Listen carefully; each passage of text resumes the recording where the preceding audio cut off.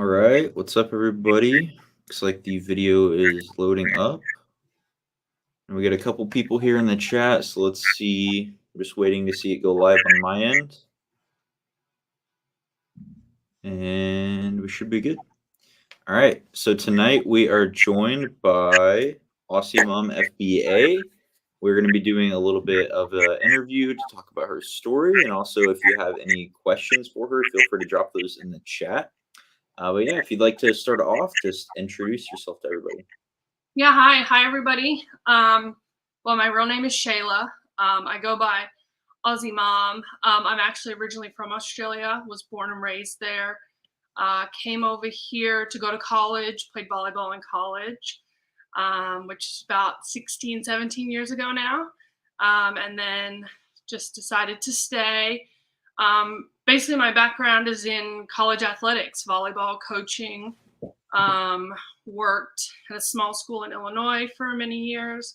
And then about 8 or 9 years ago, my husband and I moved out here to California. He is also in coaching. He coaches college soccer. And so we have 2 small children. And so was pretty much a stay-at-home mom. Had decided that once we had a second child that I was going to stay home. And I guess that sort of is still happening for sure, but with the business on the side. So that's Awesome. a little bit of my background. So how did you find out about selling on Amazon? And when you found out about it, what kind of stuck out to you as something that made it seem like something you'd want to try? Yeah, so again, like I said, I was planning on being a stay-at-home mom once our second came along. And I honestly don't know how it came about. All I know is that one day, one particular Instagram account just kept popping up on my feed. I wasn't necessarily looking for a side hustle, and I just kept following them. This was at the beginning of this year, so it was probably January of this year.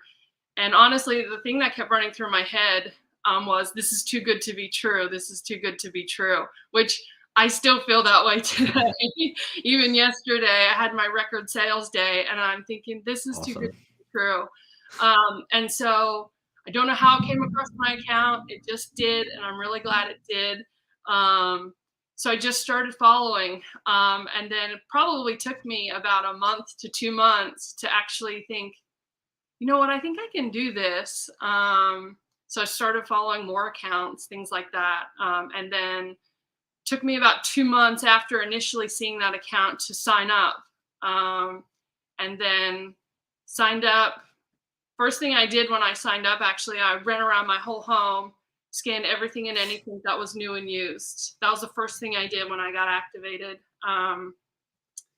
Even told my husband, go through the bookshelf. If you don't want to sell it, we don't have to sell it. But if you want to sell it, put it in a pile. And, we had our youngest was under 1 at the time. So we had tons of baby lotions. We had tons of baby toys or swaddles that we knew weren't going to be used. And then made my first trip to Marshall's about a week later and completely took off from there. Love it. Yeah, it's kind of like a blessing how the algorithm will show you those certain accounts. Yeah, I've heard that from a lot of people. Yeah, because I'd never heard of it ever. Even I'm on social media with the babies and the kids, and so for it to not have even crossed my path until just recently is kind of crazy too, that it didn't. Yeah. And so, yeah, one particular account. I think the account, actually, now I follow them, they're in Southern California area, so maybe there's some connection. They used to live where I used to live. So possibly some, just have no idea, right? Yeah, well, regardless of, what caused it, glad it happened, and then look what it's brought already. Exactly. Okay, so you started off, scanning items in your house and then went into retail arbitrage. Are you still doing RA, or have you shifted mostly into OA? So I switched pretty quickly to RA just because, my 3.5-year-old goes to preschool. And then, so I would take my 1-year-old daughter, and we'd just go to Marshall's or Ross's after preschool drop off. But as she got a little bit older, she's at 1.5 now. She doesn't necessarily want to nap in the stroller for 2 hours while I'm cruising the stores. And also, when you're new, to be able to scan and read keep at the same time is hard enough without having to push a stroller. So I still would, there's definitely still products out there that if I'm at the grocery store or Walmart, Target by myself, and I'll always go past those aisles just to see if there's any in stock. But yeah, very sort of quickly switched. Probably 98% is OA right now, just because of that reason. When you got little kids, especially at the particular age, don't necessarily want to walk around the grocery store with mom. Yeah. And now I could probably do a little bit better with, you can scan, my skills have gotten a little bit better with scanning and reading Keeper on the go. But back then I was still learning myself. So to do both, it was quite difficult. So I'd say 99%, 98% is OA, but I'll never discount RA. It's a timing thing for sure. Yeah. Yeah, I'm in a lot of different Amazon seller groups, and a lot of parents have shared that how online arbitrage is just so much easier because, Mhm. they don't have to take the kids with them to the store. While their kids are napping at home, they can do some product Exactly. research, things Yeah, like that's that. So it's really fitting well for, parents. exactly. Yeah, my whole business is during nap time and after my kids go to bed. And so any moms are listening or do watch this, it's a lot of work because those breaks when those kids go for a nap are everything to moms and parents. But you can still lay on the couch and just source away and still get a break, but be sourcing at the same time. So. Yeah. Did you find any struggles with the transition from retail to online arbitrage? Well, for me, it felt like there was a big learning curve, and I kind of had a personally a difficult transition. So I'm curious if you found it to be difficult at all. Yeah, definitely. I think just sourcing in general was a challenge for me because I feel like I think I've said this to a few people in my DMs and things. It's like a confidence thing as well. Am I sourcing the right stuff? Am I reading Keepa correctly? And so just the RA to OA, it wasn't necessarily that I was going from RA to OA. It was just the continual trying to learn Keepa. That is just the challenge for me because I think I switched very quickly. So I don't necessarily think that there was a huge transition. It was still in the midst of learning Keepa and just trying to find this confidence of like, yes, you read Keepa correctly. You should purchase this. Or yes, you read Keepa correctly. That was good. You didn't buy that. And so I don't necessarily think it was an RA to OA. I just think it was just trying to learn Keepa and that confidence I needed to, and I don't want to sound like a stalker, but I did, when I joined your leads list, that was a big step for me too, because I was so conservative. I didn't really want to spend money on it, but I just needed something where it was a starting point for me. I needed something every day instead of just blindly going to, say, Walmart and just Yep. starting from scratch. I just needed something that could get me a starting point in order to sort of boost that confidence to Yeah. know that I was sourcing the right stuff. And, not sounding cocky, a couple times I've already sourced stuff that has popped up on one of your lists. And I'm just like thrilled. Like it just reinforces to me that what I'm doing on the side, whether it's, the head start from the leads list or my own sourcing, that I'm on the right track. So it's not cocky. It's just like so much confidence that, hey, you know what? Like, yeah, you're reading Keeper right. You're doing the right stuff. Cause I'm naturally a pretty conservative person with like money spending. I think so to be dropping the amounts of money that I am now is mind blowing. Yeah. Yeah. I Absolutely. think it's for a lot of people, right? Nobody, Hmm.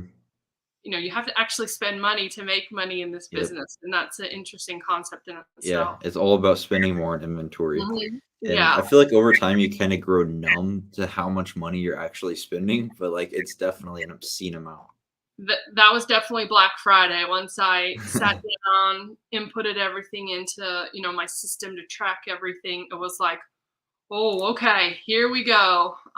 So Yeah, Cisco says leads lists are such a great stepping stone and opens your eyes to other stores you can source. Absolutely. When I Yes. first started getting into OA, like I said, I kind of had a bit of a rocky transition, and getting on some leads lists really helped me out. And yeah, they open your eyes to new stores you can source, show you new sales, and then yeah, leads lists are a really great stepping stone. Yeah. And I think I hadn't joined anything. I'd had sort of a interesting experience with sort of a coaching course, and I'd sort of paid quite a bit of money for it. And this was a beginner mistake. Didn't really do my research. And so when I did join your list, it was after a few months of being like, I'm not paying for anything, bad mistake. But I do think you follow people online, right? And you sort of build this sense of a small relationship or a trust relationship with somebody. And thankfully that was yours, Logan. But you still have to do the research on Yeah, if you're going to buy a leads list, on what list are you buying. And but you can really use them to your advantage. And I know that I've used yours to, as the max. And it's just, again, my confidence is an all-time high, and they can be such a great resource for sure. yeah, love it. Stepping back just a bit, Kevin R said, "Did you have any prior sales experience? So before you started selling on Amazon, did you have any experience in any other type of sales?" No, I didn't. Again, my background was in college athletics, so I was a head volleyball coach in the college system.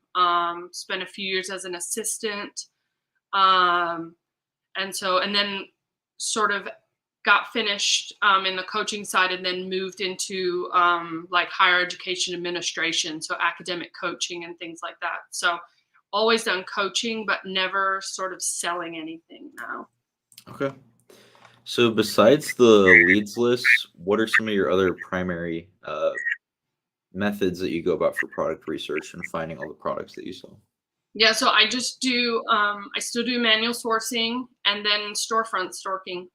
That's it. And then again, I use the leads list. If the lead that day is a blue t-shirt, I'm looking at the red, white, yellow, green t-shirt, or a t-shirt that looks the same but's different. And so that just takes you, and I think that's why I like to say I take advantage of the leads list, and it's helped my confidence because I'm not, yes, there are definitely days where I'm buying that exact lead that's on the list and I feel good about it. But 90% of the time I'm buying the black shirt instead of the Yep. white shirt that was on the leads list, or a version.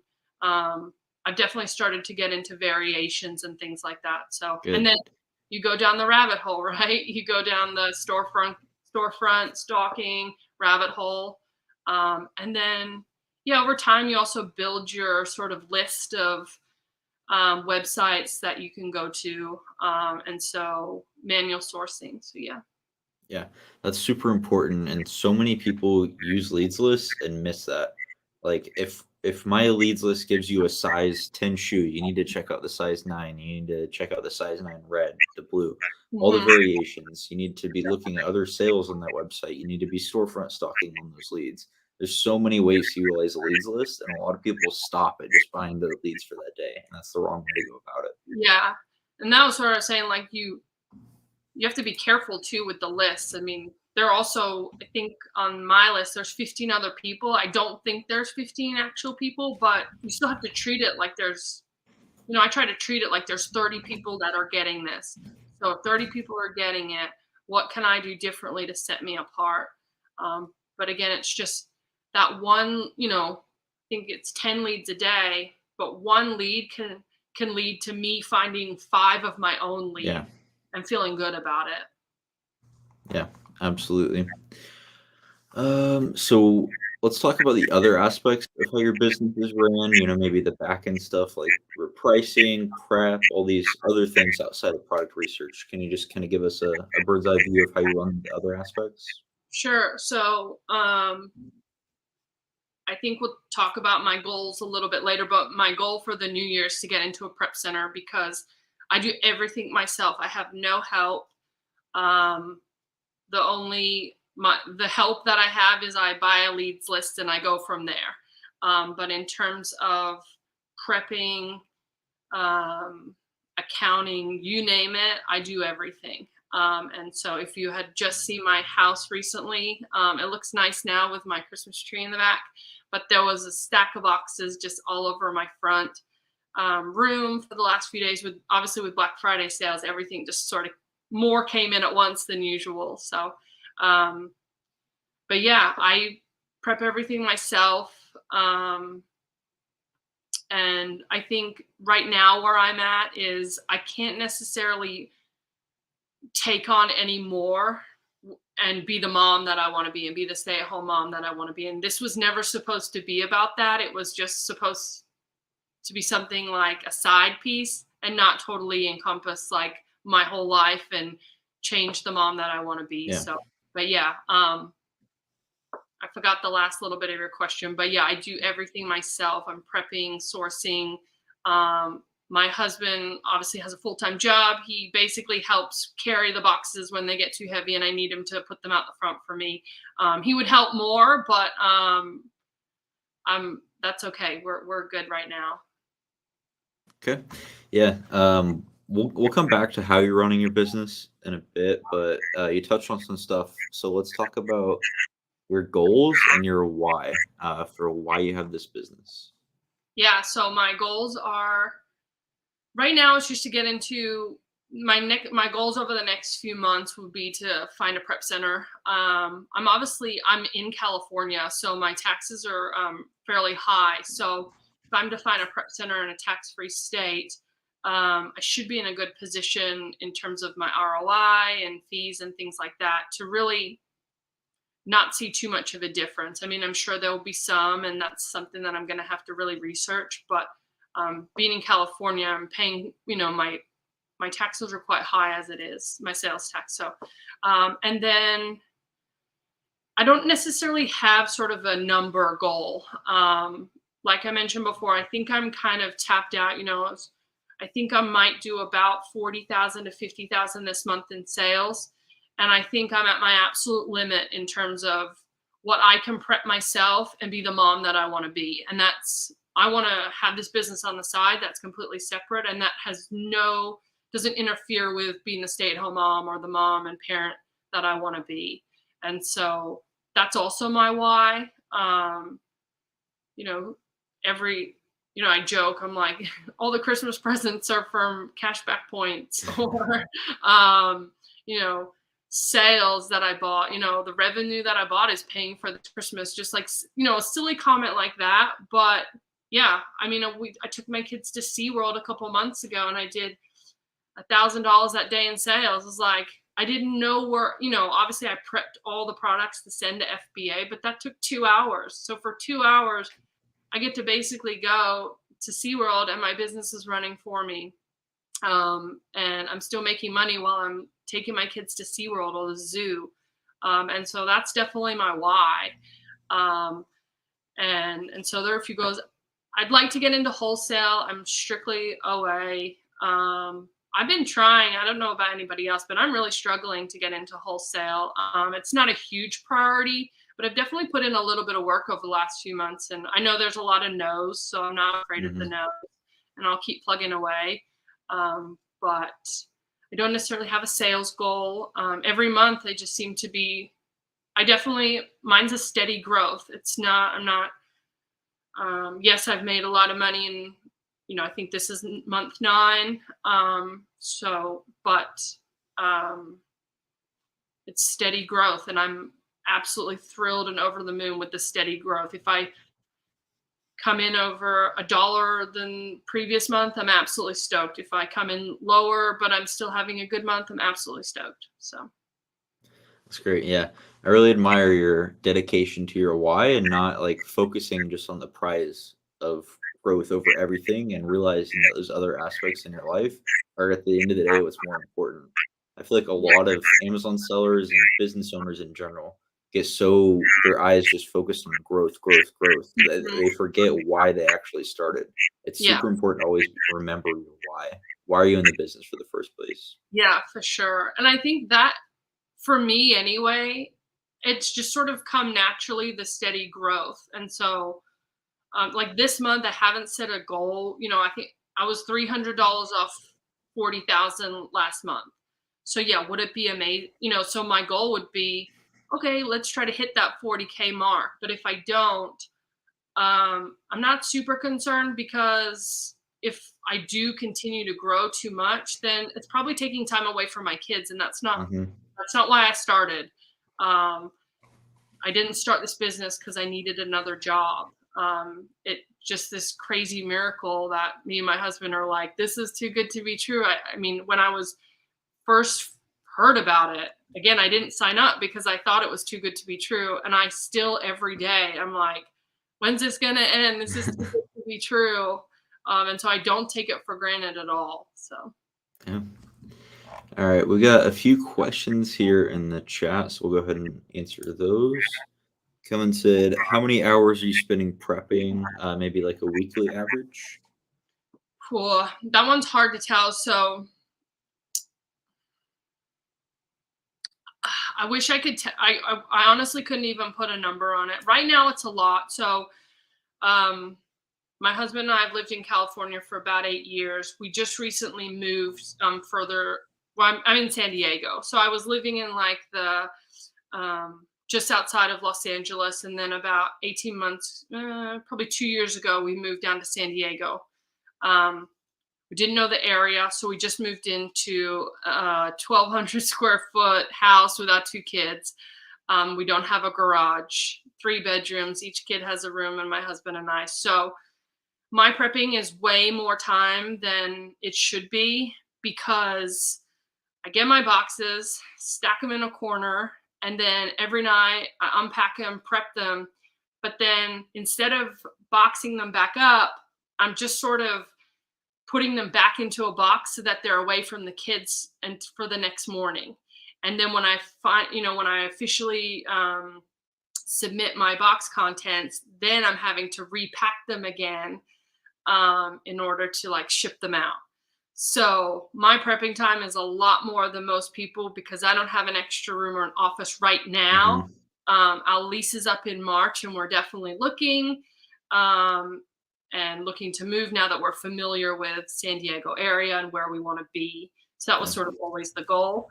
And so my prepping time is way more than it should be, because I'm always having to unbox, box it back up so the kids don't play with the stuff, unbox it again to label. So Kevin, I wish I could give you a better answer, and that was super long-winded, but that's the truth. That's where we're at. So, Yeah. And Kevin also asked, which repricer do you use? so I use Go Aurora. I did do the free trials for Be Cool. I was totally confused with Be Cool. A lot of people say it's great. I was super confused. But Be Cool, I also felt a little bit of loyalty to Be Cool, because I joined the free trial, set my strategies, and then I didn't actually enable them. So they sat for a week of the 2 week free trial, but they weren't actually on. And when I realized I hadn't turned them on, I actually reached out to them and told them what I had done. And they gave me like an additional 2 weeks on top of the week that I already had. So I was like, these guys are awesome. And then obviously within that 2 weeks, my sales were doing great, and I was like loving them. And then my wallet got stolen. And so I reached out to them and said, I really like your, but I can't pay for I was waiting for my business card to come in. Can I get an extra extension until I get my card back in so I can pay for the annual subscription? They ended up giving me like an additional 3 weeks. So I had about a 6 week free trial from Wow. there. So they were really great. So I liked them, and then they also, I felt a bit of loyalty towards them. They really helped me out.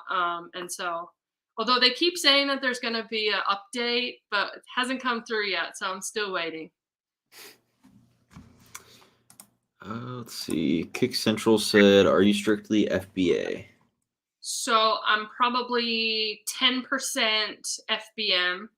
Um, I probably had more FBM orders since Black Friday than ever. There was a couple particular websites that had every text message, email ready for a sale. And a sale came out like the week before Black Friday. So I immediately ran my order. I spent about $3,000. So it came, I think the Friday of Black Friday, like the Friday of Black Friday. So I listed everything FBM because I knew I wasn't going to be able to prep everything over the weekend, and I may not have been able to send my shipment out until Tuesday or Wednesday the following week. And I sold out my entire 3K of inventory within that like Sweet. weekend. It was, I think I had over 100 FBM orders, which I was a little overwhelmed. I was not expecting it at all. But I'm not afraid to do FBM at all. But again, with my small space, kids, I just have about 10%. I did reorder some more of that same product, and I'm holding it FBM because now my listings have gone up a little bit with obviously Black Friday, and I'm Mm, more than happy to hold for a little longer, and then I'll for everybody to sell out. So sweet. Kevin said supposedly Aura will get AI end of next quarter. Yeah, I'm nice. excited to see that. They've been, talking about that update for a while. I know. I think that yeah, I love them. I'm a huge fan, but I think they said the update was coming in September. So Yeah. we're I know these things take time, but I'm excited to see because yeah, I'm a huge fan. I just think it's easy. It's super easy. Ruben says, how much more effort do you think you'll have to put in to reach 80 to 100K months with a prep center? And yeah, what I was thinking, you said you're kind of like at your limit now to be able to still be the mom and everything else you want out of life. Mhm. But once you're with that prep center, that'll clear up a lot of your time, and then you'll be able to dedicate that time to other things if you choose to continue to scale. So yeah, I'm curious on this as well. So how much more effort do you think we'll put into? Phew. I mean, I can't even think like 80 to 100K months would just be, oh my gosh, I can't even. I know I could get there. Yeah, It's mind blowing to I me. feel like it would be pretty similar because you won't be spending the time prepping. The time that you're spending prepping now, and like you described, your prep process is kind of inefficient because of It's super. just the way. So if you don't have to spend that time prepping, you could spend more time buying inventory. So Yeah, let's say you work 20 hours a week and 10 of it's going to prep right now. yeah, You could, once their prep is outsourced, spend all 20 doing product research and buying. And yep, then that could pretty much double you to where you're at. So it could be pretty similar effort. yeah. I definitely think yeah, very similar effort, and I'm also not afraid to. So I also source internationally. Being Australian, I'm not afraid. I'm comfortable with currency exchange and things like that, and so I would probably continue to prep those because I don't pay taxes on them, and I'm so familiar with the exchange rates that it would almost I would lose profit right away with those if I was to send those to a prep center. Because I obviously don't get taxed on them anyway with some of the products. So I would probably still prep some of those orders myself, and I would still not be afraid to prep maybe one shipment a week, two shipments, whatever it may be, and then send the rest to a prep center. So yeah, I don't. And then if I did just decide to send everything to a prep center, then I would just probably I would be using that additional time Hmm. to sourcing. Um, so fingers crossed. It should actually relieve a lot of stuff. Sitting on a computer is very different too, and sourcing than prepping, boxing, Hmm. all that jazz. So fingers crossed that it alleviates a little bit of stress, and I can just go ahead and force. But again, I'm not afraid to continue. A little bit of a control freak. I'm still new too, so that control of the business. I still want to keep that a little bit. Yeah. All right. If you guys have any more questions, please go ahead and drop those in the chat. Shayla, before we wrap up and see if we have any more questions come in, is there any advice that you would give to someone who's starting out in Amazon? I figured you would ask this, and it's hard. Um, don't necessarily,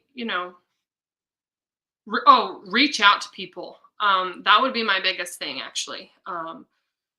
Don't be afraid. I've built a few, Instagram relationships, and people have reached out. I've referred people to your leads list and things like that. And people was like, "Oh my gosh, I'm so thankful. Thank you so much. You're awesome. I can't believe you're giving this much time." And I always say, I do it too.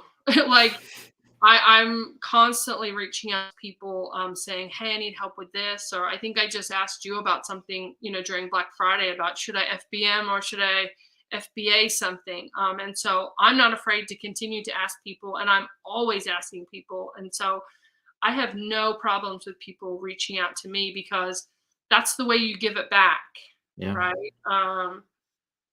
I'm not gonna ever, I'm not going to charge money, or I'm not going to ask for money if you need my advice because I'm on the back end asking somebody else for advice. And it's this big, crazy, amazing Amazon world that everybody can help each other. Without giving, basically you're just not giving people your leads, but I can tell you everything else there is to know and point you in the right direction. Without losing anything for myself. Yeah. And so give back. So if in the beginning you ask 100 million questions, and then when somebody asks you a question, give them your time because you're probably still doing it, and that's what I do too. So don't be Yeah. afraid to reach out. That just number one. Well, yeah. All right. If there are no more questions, we're going to go ahead and wrap it up. Shayla, thank you very much for your time, sharing your story, answering questions. Thanks so And much thanks for everyone for having me. I really watching. appreciate it. Yeah. Have a good night, everyone. See you.